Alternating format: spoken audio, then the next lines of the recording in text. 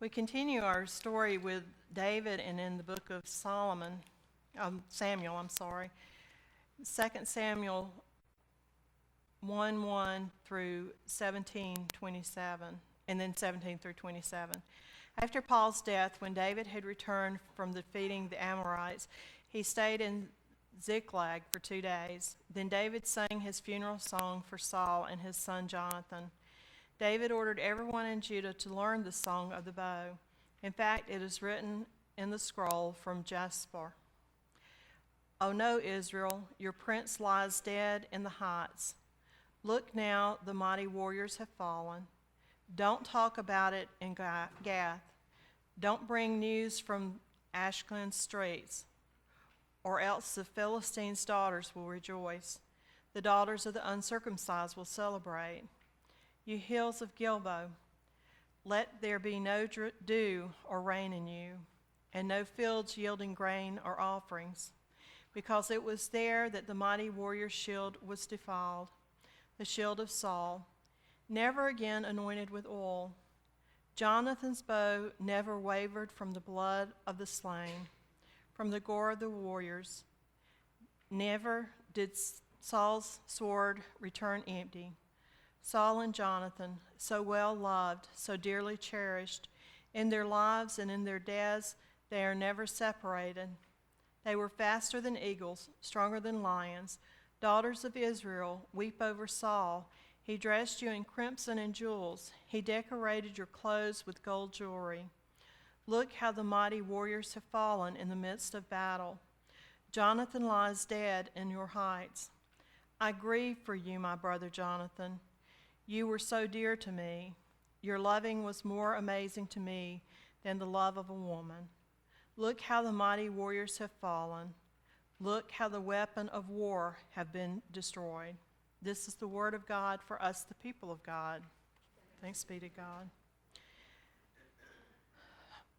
David is having a really hard time with these deaths, isn't he? We tend to do that, don't we? When someone dies that we love, we have a hard time. But you have to understand what all David's been through, and then you think, well, why is he having such a hard time with this? Because you know that he has already been through a lot with Saul. Saul has tried to kill him. Saul has hunted him down like a dog. But here he is singing a song to Saul in grief and agony. His heart is so broken over the fact that Saul and Jonathan have died. Why would he do that? If somebody hunts you down to kill you, are you going to be sad when they're gone? It's going to be hard to be sad, won't it? Saul was not especially the greatest king in the world. God had rejected him for disobeying. And so he was a king that the people wanted, but he wasn't the king that God wanted. He was a military leader, and that's what the people wanted because they wanted military justice. They wanted somebody to come in and make things right for Israel, somebody to come in and take over and make sure that everybody behaved themselves and that Israel got what Israel wanted and that everybody just left Israel alone. Well, that's not what happened. Israel had to fight for everything they got. David comes along and he outdoes Saul in every way. Do y'all remember when David was actually anointed as king? Was he an old man? That's while he was a child in the fields watching the sheep.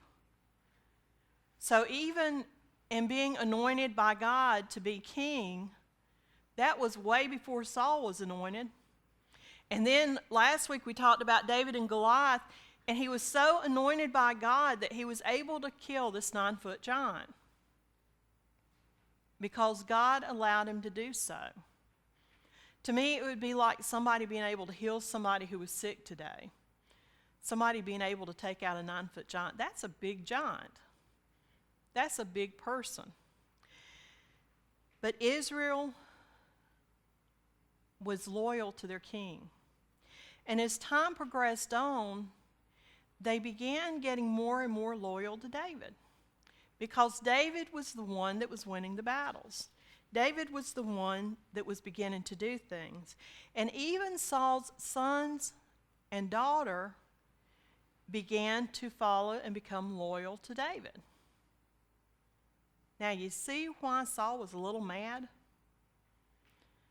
Not only is your whole country following this person and liking him, but your family is too.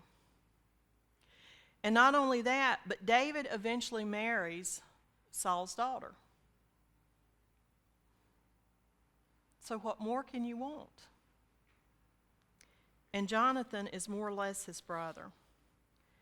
Saul ran David out of Israel. David still had respect for the king, though. He still did what God told him to do. This was family. No matter what happened, this was his family. Sometimes love for family is odd, isn't it? How many of us have a messed up family? I'm not the only one, am I? Ben says he has them twice. We have messed up families. That's what we do. We're human, and in our humanness, our families are warped. Guess what? Same thing in Bible times. The families were not normal. I don't even know what normal is. Somebody asked me the other day what's normal. I said, I have no clue. I said, but when I get there, I'll let you know. But I don't think I'll ever get there. When it comes down to family, we always stand by family, don't we? I can remember my little brother, he was a mean little cuss, and he would fight me just because the sun came up. I mean, there didn't have to be anything that I did to provoke him.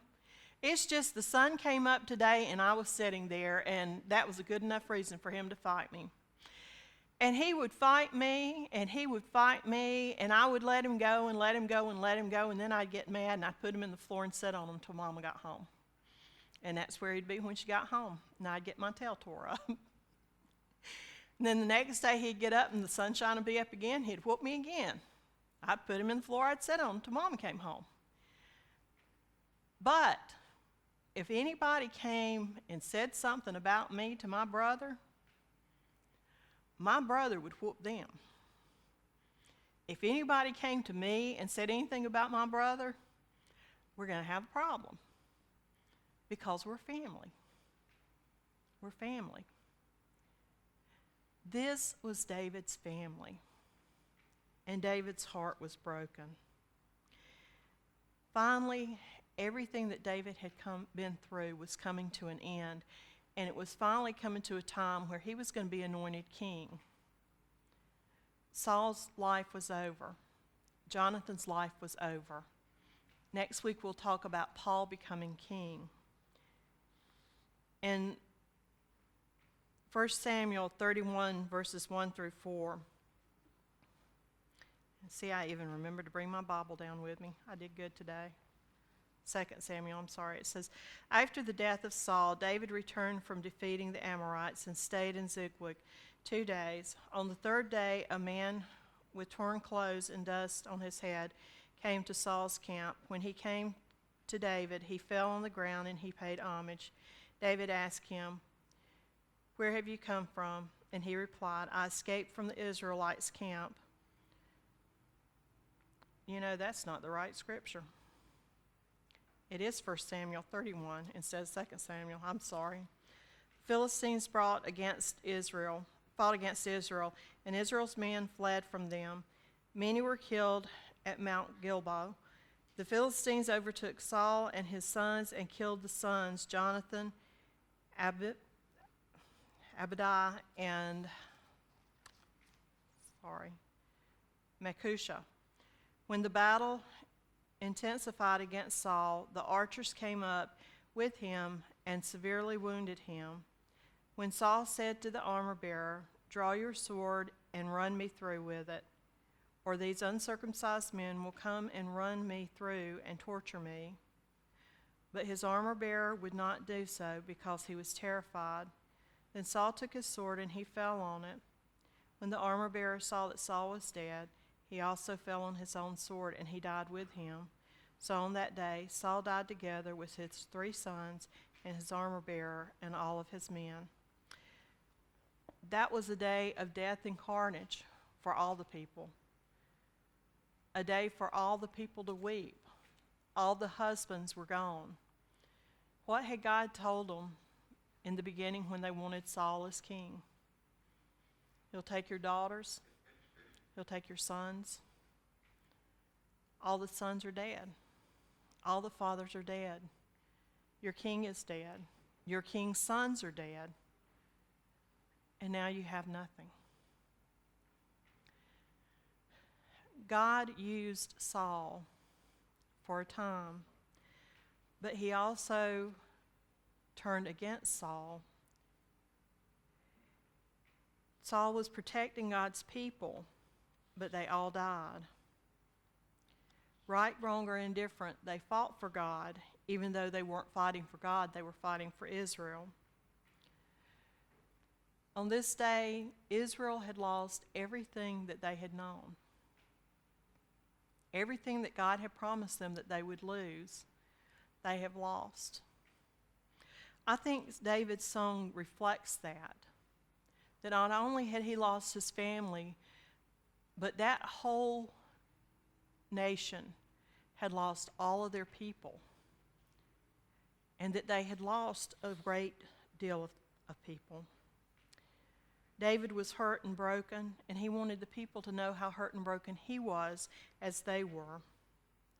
Now the reign of Saul ends, and the beginning of David's will begin. David has certain things that he's supposed to do. All of us have certain jobs that we're supposed to do. I know Teresa's a nurse, and if they were to call me up and tell me, okay, Teresa can't work today, so you're coming in, that would be a bad, bad thing for people. Or if next week Debbie called me and said, you know, I can't come play the piano this week, so you've got to play the piano. I think I can do Mary Had a Little Lamb. I'm not sure if I can still do that or not. But that would be the only song we could sing is Mary Had a Little Lamb, and that's a maybe. We all have jobs to do. We all have responsibilities.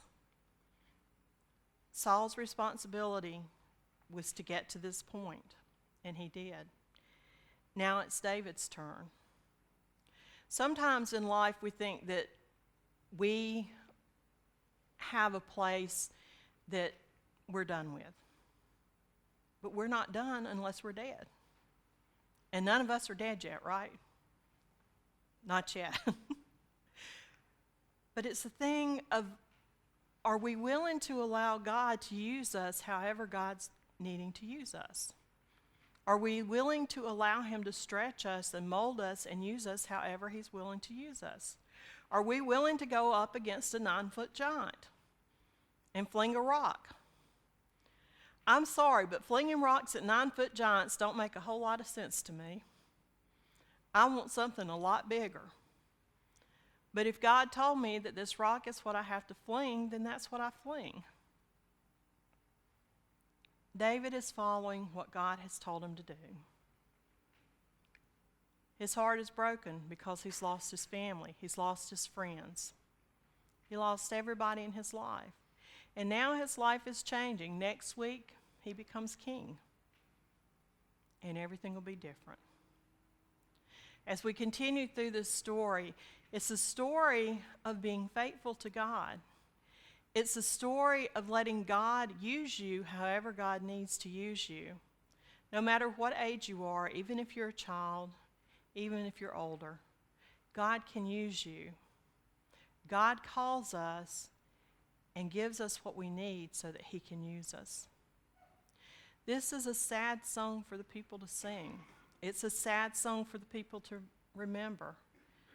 But it also reminds them of what they asked God for and the fact that God gave them exactly what they wanted. And it reminds them that what Samuel told them was what they got.